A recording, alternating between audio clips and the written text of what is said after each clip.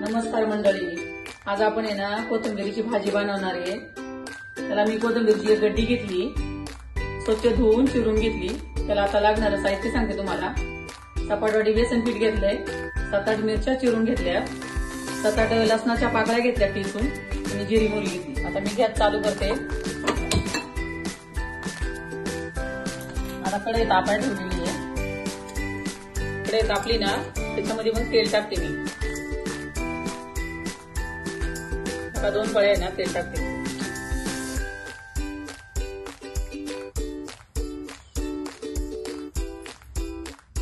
आपलं तेल तापलेले आता मी जिरी मोहरी टाकून घेते।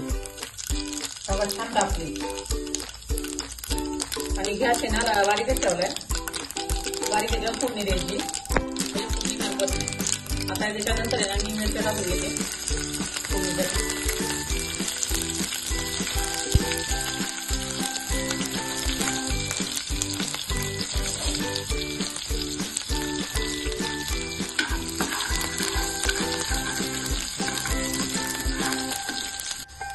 तर मी ना लसूण टाकते बघा। आता मिरच्या छान स्वरात आपल्या लसूण टाकून घेते।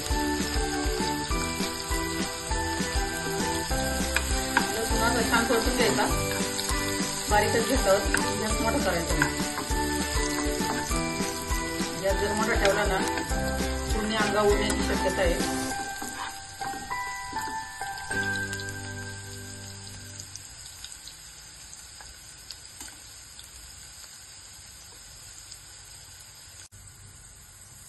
आपल्या आता लसूण मिरच्या सगळं छान परतून झालं। आता मी ना कोथिंबीर टाकून घेते।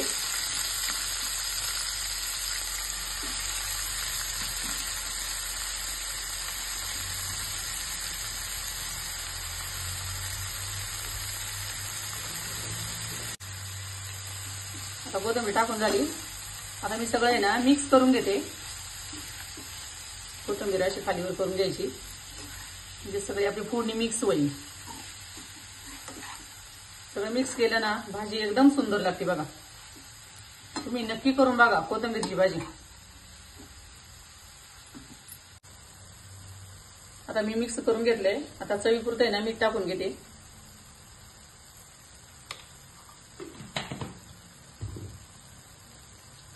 ते मिक्स करून घेते।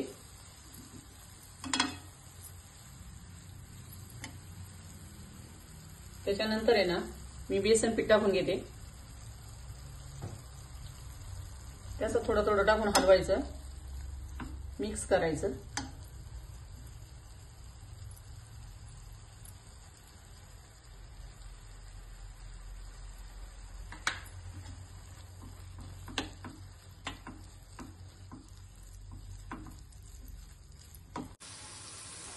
आपलं बेसन पीठ आहे ना मिक्स करून झाले।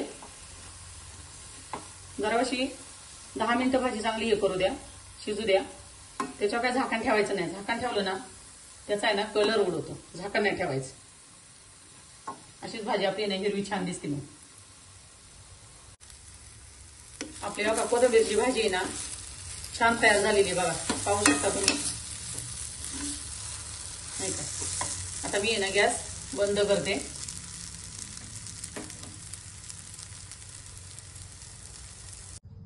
आपली भाजी आता कोथिंबीरीची तयार आहे।